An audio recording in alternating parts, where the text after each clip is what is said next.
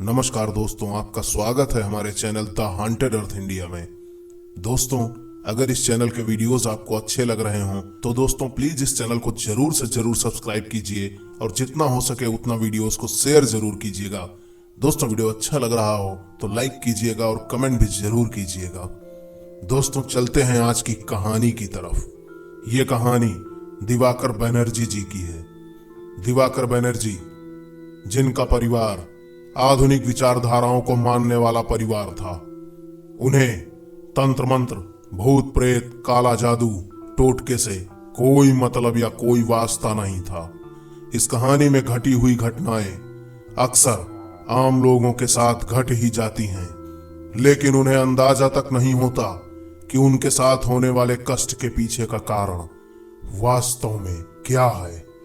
चलिए, ये कहानी मैं उन्हीं के जैसे आज आपको बताने जा रहा हूं। मेरा परिवार शिक्षित और आधुनिक विचारधारा वाला है।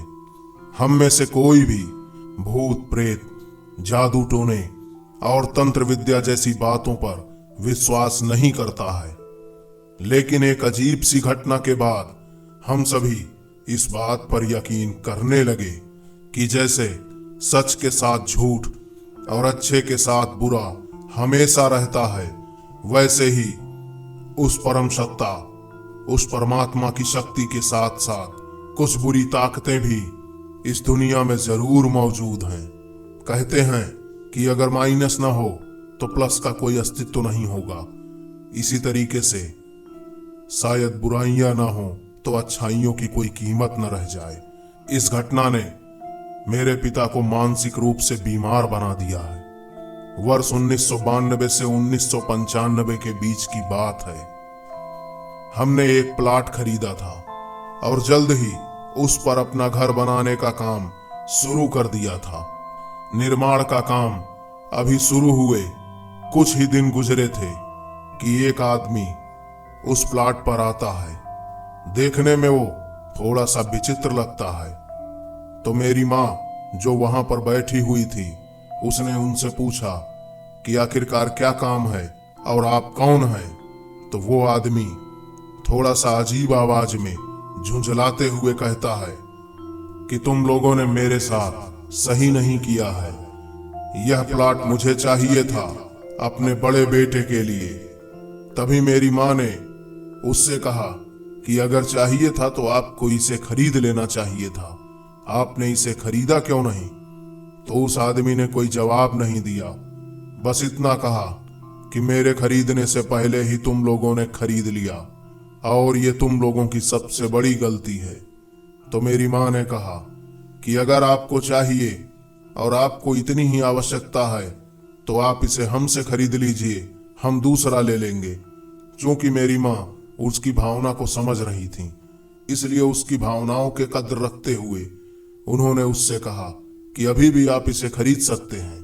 लेकिन वो आदमी झुंझलाते हुए बोला कि अब बहुत देर हो चुकी है, चूंकि ये प्लाट अब तुम लोग हमें जितने में खरीदे हो उससे कम में तो दोगे नहीं, और मैं इस प्लाट को औने पौने दाम में खरीदने वाला था।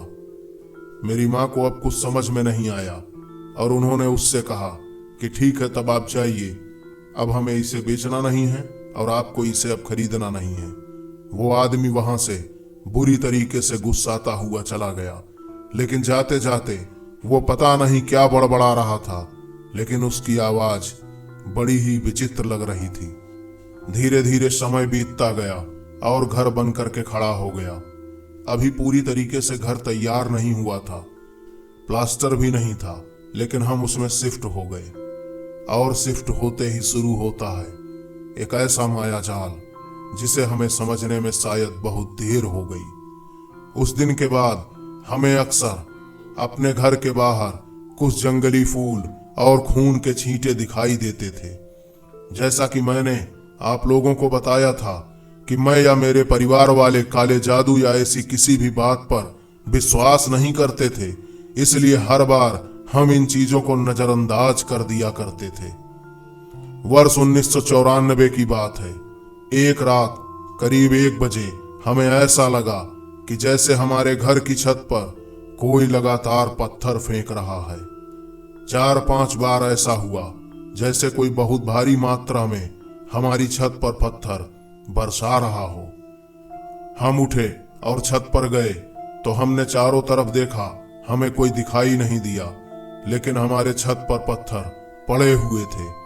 सुबह हमें पता चला कि यह सब शायद हमारे पड़ोसी का काम होगा और इसलिए हम लोगों ने पुलिस में शिकायत दर्ज करवा दी। लेकिन उसके खिलाफ कोई सबूत न होने के कारण और कोई भी गवाही न होने के कारण वह जल्द ही हवालात से बाहर आ गया और आने पर वो शायद हम लोगों से ज्यादा ही चिढ़ गया था। एक ही रात बीती थी कि अगली रात मेरे पिता के पेट में बहुत तेज दर्द उठने लगा। जब उनसे दर्द सहन नहीं हुआ तो उन्हें अस्पताल में भर्ती करवाया गया। डॉक्टर ने उन्हें मामूली उपचार करके और कुछ पेन किलर दे करके वापस भेज दिया, लेकिन उन्होंने हमें बताया कि शायद यह पेट की किसी गंभीर बीमारी का संकेत भी हो सकता है। हम घर तो आ गए, लेकिन अगले ही दिन मेरे पिता के पेट में वही दर्द शुरू हुआ और उन्हें फिर अस्पताल ले जाया गया। इससे पहले उन्हें कभी ऐसी परेशानी नहीं हुई थी, इसलिए हमने सोचा कि किसी और डॉक्टर को दिखाया जाए और उन्हें एक बड़े अस्पताल में भर्ती करवाया गया। वहां पर उनके बहुत सारे टेस्ट हुए और उसके बाद यह बात सामने आई कि उन्हें पथरी हो गई है। वो भी इस लेवल की पहुंच गई थी कि बिना ऑपरेशन के कोई उपाय नहीं था। आनन फानन में उनका ऑपरेशन करवाया गया, लेकिन अस्पताल से घर आने के बाद भी उनकी सेहत बहुत खराब रही। वह कुछ भी खा पी नहीं पा रहे थे, जिसकी वजह से वह दिनों दिन कमजोर पड़ते जा रहे थे। अब तो हालत ये हो चुकी थी कि मेरे पिता को रोज रात बहुत बुरे सपने आते थे। उन्हें हर बार ऐसा लगता कि कोई उन्हें मारने की कोशिश कर रहा है, कोई उनका गला दबा रहा है। वो उठ करके बैठ जाते और चीखने चिल्लाने लगते। 2-4 दिन बीता ही था कि उनकी हालत और भी बुरी हो गई। अब वह रात में चिल्लाते हुए उठते और दीवारों पर सर लड़ाने लगते। उन्हें पकड़ पकड़ के लिटाया जाता। कभी कभी वह हवा में ही किसी से बात करने लगते और जब हम पूछते तो वो कहते कि देखो देखो वो सामने खड़ा है, लेकिन हमें कुछ नजर नहीं आता। अभी ये हमारे साथ हो ही रहा था कि एक रात करीब 2 बजे मेरी माँ ने घर के बाहर से किसी के रोने की आवाजें सुनी और वह बाहर गई तो कोने में उन्हें कोई रोता हुआ दिखाई दिया। अब की बार शायद उन्हें भी बहुत डर लगा था। वो कुछ कदम और आगे बढ़ी तो उनको घर के बाहर वही खून के छींटे और जंगली पौधे भी दिखाई दिए। उन्होंने हिम्मत बांधी और उस रोने वाले इंसान के तरफ बढ़ने लगी, लेकिन जैसे ही वो वहां पर पहुंची तो उनके चौंकने का ठिकाना नहीं था, क्योंकि वहां पहुंचते ही उनकी नजर से जैसे वो इंसान ओझल हो गया। वहां पर कोई नहीं था, बस उन्हें आवाजें ही सुनाई दे रही थीं। वो भागती हुई घर के अंदर आई और अब यह सिलसिला लगभग हर रात चलने लगा। अब मेरी माँ ने अपनी एक सहेली को इस बारे में बताया। वह मेरी माँ को एक तांत्रिक के पास ले गई। तांत्रिक ने अपनी तंत्र साधना से यह बताया कि कोई है जो हमारे घर को अपनी काली विद्या से बांधे हुए है।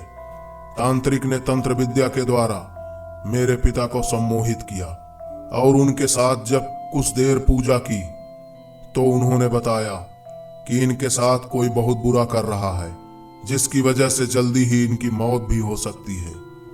उन्होंने यह भी बताया कि पूरा का पूरा घर प्रेतात्माओं से घिरा हुआ है और वह भी किसी के काला जादू करने के कारण हुआ है। उनके लगातार पूजा करने के बाद हमें यह भी पता चला कि यह सब उसी व्यक्ति ने किया है जो हमारा प्लाट लेना चाहता था। उसकी नीयत ही खराब थी, क्योंकि वो उस जमीन को अपने काले जादू के दम पर उल्टे सीधे दामों में लेना चाहता था। लेकिन शायद हमारी किस्मत भी खराब थी कि हमने उस जमीन को उससे पहले खरीद लिया और यह बात शायद उसे बहुत बुरी लगी थी। अब हम बहुत बुरा फंस चुके थे। 1 सप्ताह तक वह बाबा रोज रात को हमारे घर आते और साधना करते। बहुत ही मुश्किल से हमें उन सभी काली शक्तियों से छुटकारा मिला और उसके बाद से हमने उस घर को ही छोड़ दिया, क्योंकि उन काली शक्तियों से छुटकारा मिलने के बाद भी हमें अजीबोगरीब एहसास होने लगे थे। तो हमने उस घर को छोड़ना ही उचित समझा और अब हम वहां से दूर दूसरे घर में रहते हैं। तो दोस्तों, ये थी आज की कहानी। आपको कैसी लगी हमें कमेंट में जरूर बताइएगा। वीडियो अच्छा लगे तो लाइक कीजिएगा, शेयर कीजिएगा, और अगर चैनल को सब्सक्राइब नहीं किया है तो सब्सक्राइब कीजिए द हॉन्टेड अर्थ इंडिया को, और बगल में बने बेल आइकन को दबाना बिल्कुल भी न भूलें, जिससे कि जब भी हम कोई वीडियो अपलोड करें तो आपको सबसे पहले नोटिफिकेशन मिल जाए। दोस्तों, इतना ध्यान रखें कि ना गलत करें और ना किसी को गलत करने दें, और हर समय दूसरे की भावनाओं का भी थोड़ा बहुत जरूर ख्याल रखें। तब तक के लिए स्वस्थ रहें, खुश रहें। Thank you.